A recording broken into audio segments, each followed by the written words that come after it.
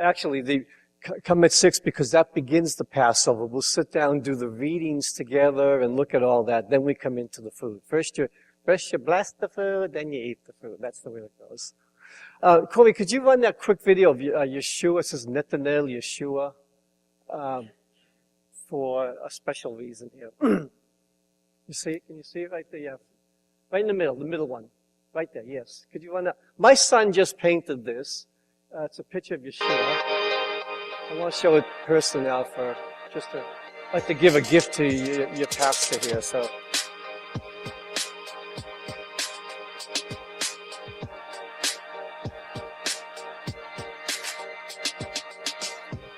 My son loves to paint wonderful themes of the Bible. He just finished a painting of Yeshua here. This is one of his small paintings.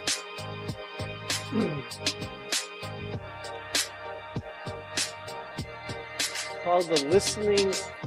He listens because of the Lord's always listening. He has quite a large ear there.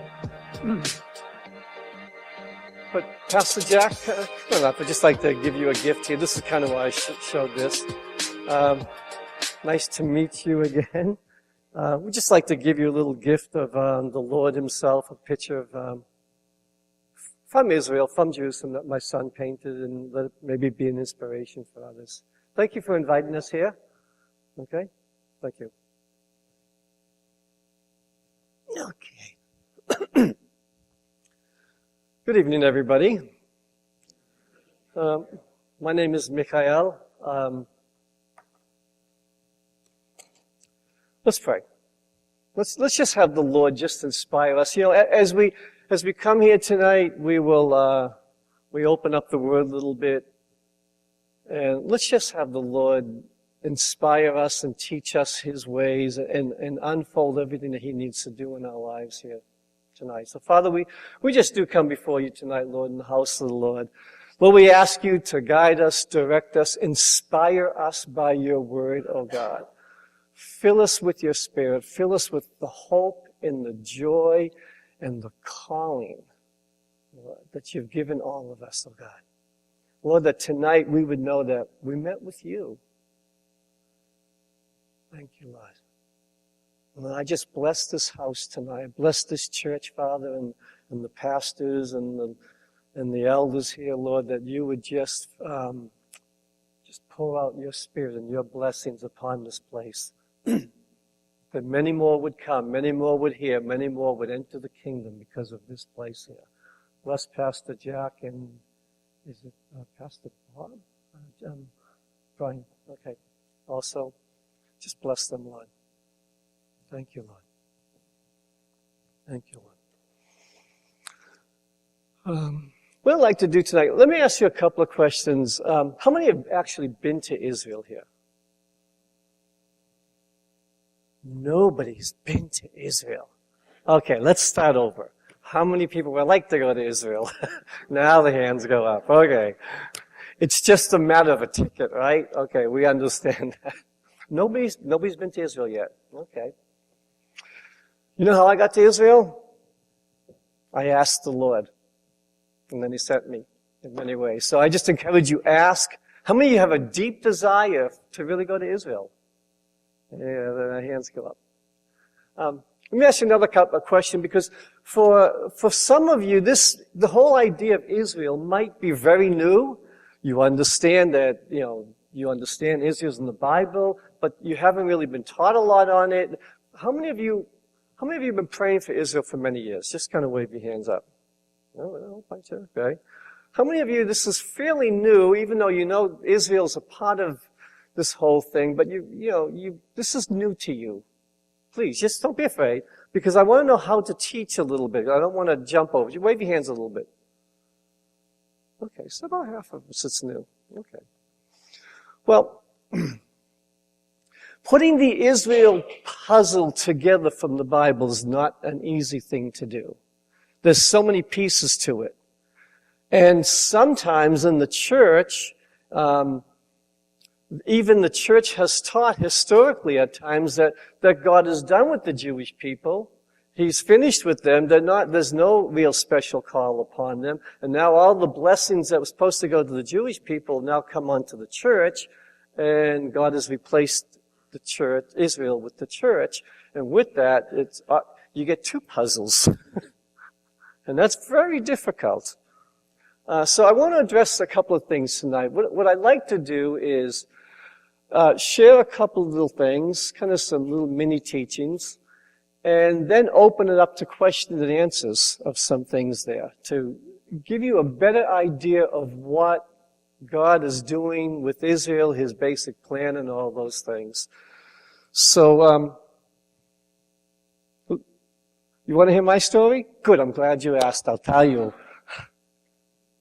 How did I get there? First of all, I'm not Jewish. I was born here in the States, grew up in the States here until my early 20s. In my teen years, I went on this spiritual journey to find the Lord. And as I did, I was hungry for the Lord put a hunger in me, and I kept walking towards things. And as I went along, I grew up in the inner city of Boston, and when you park your car in Harvard Yard, okay, you'll hear that come out. And then in my high school years, we moved out to the suburbs to a Jewish town, a population of well over 70% Jewish.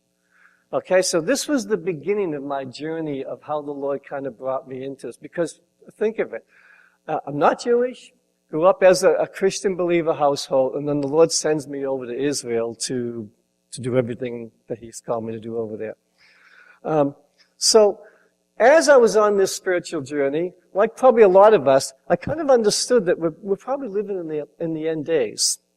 So what I did was I went up to northern New Hampshire, where it's nice and sunny and warm like here. I don't know how you people live here. God! I have the word of the Lord for you. There is a promised land, and it's sunny and warm. Honestly, I've been there. I get outside. I can't even talk out here. It's so cold. And I know this is nothing, huh? So I live in the Judean desert where the normal summer temperatures are 70, sunny and warm. We get 300 years of no clouds. Sunny and warm. So you are the chosen frozen, believe me. So went up to northern New Hampshire, had a big piece of land up there that we acquired. And because I knew we were in the end times, I was reading two books in my life. I was reading the book of Revelation and the book of Psalms. That was how I got into this whole thing of kind of my walk when I was a teen. So, I was kind of dyslexic. All of a sudden, I'm reading Revelation and go, oh my God, it's scaring the life out of me. And I go, okay, I need some comfort. I go to Psalms and read the Psalms and calm down. And so, but I knew we were living, I really felt we were living in the end days. So I started building a community up there of believers. And because we were central in our town there, we had a lot of Jewish people started getting saved and starting to join this community.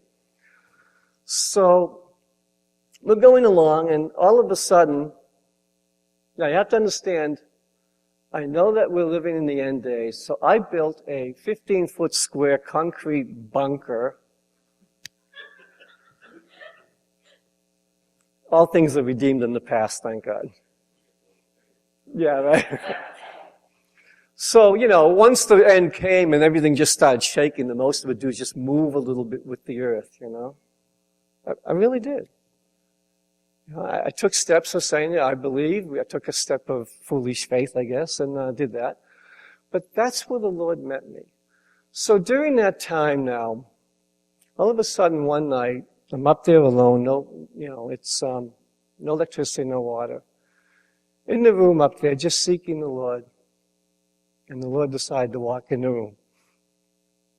Every time I tell this, I just get touched again because it was just so real and so precious and so good. So, I don't say too easily that the Lord spoke to me. I think it's very misused often and things of that sort. But that night, the Lord sovereignly spoke to me. I heard the internal audible voice of the Lord just simply say, Mikhael, I want you to live in Israel forever. forever. That was it. And when that happened, for 3 days I was undone. I was, kind of like Jeremiah, just undone.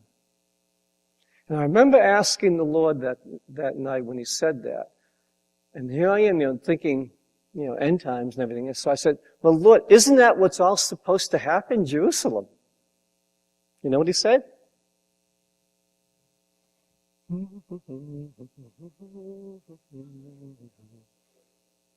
He never answered that question for me.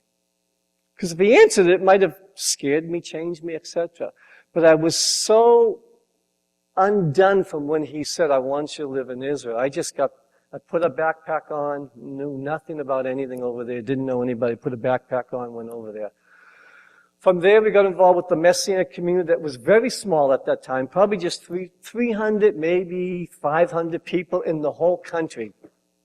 So it was the beginning in 7980. The Lord brought me over there in 7980, been there since then. Very small community at the beginning. And during the early church there, we were all young. All of a sudden, everyone was young. I wasn't even 25 at that age. Anyone who could walk and love the Lord, all of a sudden the only pastor that I knew in the country, there was no older Jewish guys who were pastoring. There was some Mennonite pastor that came over. Anyone that could move and love the Lord was grabbed and tried to train them up so they could be a witness in the land. So we got involved in that. And it was at the beginning, right at the beginning, that, so went along there. Maybe I'll come back to this other portion of the story there. But this is how the Lord brought me over there in kind of a sovereign way. But, we all have a story like this. When you say yes to the Lord can do uncomprehendable, wonderful things in our lives. I said yes somehow to the Lord, and this is what happened to me. All of a sudden, the good goy boy, Gentile boy, all of a sudden comes over to Israel. All of a sudden, I met a Jewish priest over there. He invited me to come to Jerusalem. I ended up living in literally the high priest house, right beside the old city, looking over the whole Temple Mount. I lived there for 3 years. And after a while, I got involved with the Messianic community. I met my wife there. You want to hear? Okay, I'll tell you. Met my wife there, got married, got involved with the leadership, and after a while came into the pastorate, and we've been pastoring the Hebrew-speaking congregation there for a number of years now. And when I got there was probably 300 to 500 people in the whole land. We all knew each other by names, by sins, by everything. Now there's about 15,000, and the Lord's done a tremendous work in Israel over the years. Kind of a funny story, I understand it is a little unusual for a Gentile boy, a non-Jewish boy, to all of a sudden go over to Israel and marry into a Jewish family of a Holocaust survivor, my mother-in-law. Okay? And you wonder, how did that happen? I'll tell you. I was in church one day, we were in a congregation over there, and all of a sudden I'm in the back lobby, and I'm 20-something, and I'm talking to this woman that's in her 50s, gray hair, and we're talking back and forth. All of a sudden she looks at me, she's got these big brown eyes, and she goes, by the way, do you know my daughter? And I fell back and I hit the wall, and I'm like, what was that? I mean, something happened there. And I was like, what's her name? No, Orik Gilboa? No, I don't know her. And she keeps looking at me like, So 2 weeks later, all of a sudden we're at the Feast of Tabernacles. Long story short, I see my wife, and all of a sudden we knew we were supposed to be married. So all of a sudden, we know we're supposed to be married. I didn't even meet her mother after that for a period of time. And Orik's telling her, I found my husband, And all of a sudden we come into the house and she's standing there like this. And I'm like, I know this woman. if you say yes to the Lord, we all have stories like this in different ways, but it just allows the Lord to do these wonderful things and to bless us. All it is His blessing. So I meet her, and next thing you know, she's around and everything. That one day I asked her, "You remember we were talking in the congregation? What were you thinking when you asked me that?" She said, "Oh, I was thinking you were my daughter's husband." Once my Jewish mother-in-law accepted me, I was in. That was it.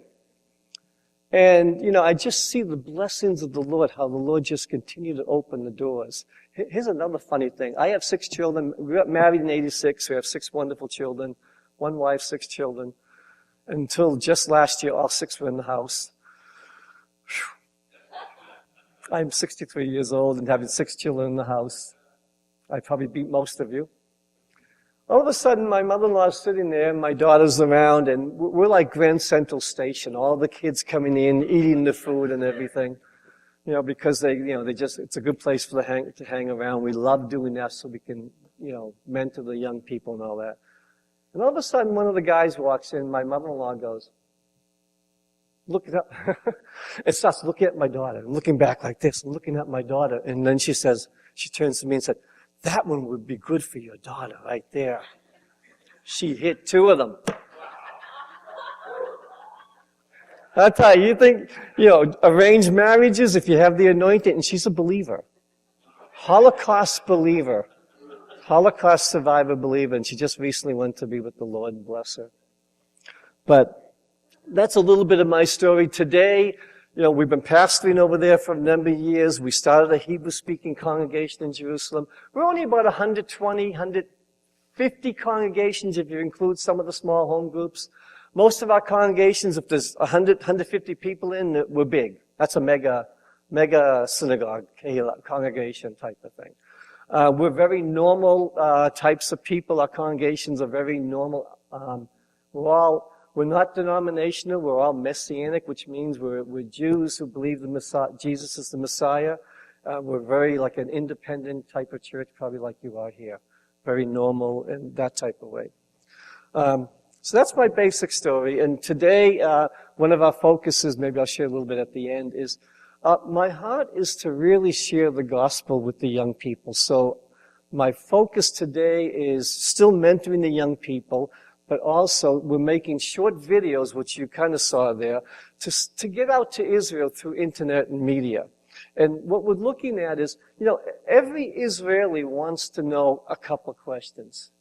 Does God really love me? Can I really be forgiven? And what happens when you die? So we're making all these little short videos to try to reach out to Israelis and get and instead of touching their mind with, proving Yeshua is the Messiah and all these different things, and we have many that do that, and that's wonderful. We're trying to touch their spirit that they would look at also those questions, and then what we do is we give them the solution of exactly what Yeshua and what Jesus said about those types of things. So pray for us. We would appreciate that and be involved with saving some Jewish people, saving Israel. Okay? Let me share, the time goes by quick here. Let me share a thing or two here that I think would be kind of helpful. How many of you, have you ever studied Romans 9, 10, 11? If you look at the Bible, Romans 9, 10, 11, all of a sudden, Paul in this wonderful book, all of a sudden drops in this whole issue of Israel. And it's a big question in the church today, because I would tend to estimate 70% of the pastors in America tend to believe that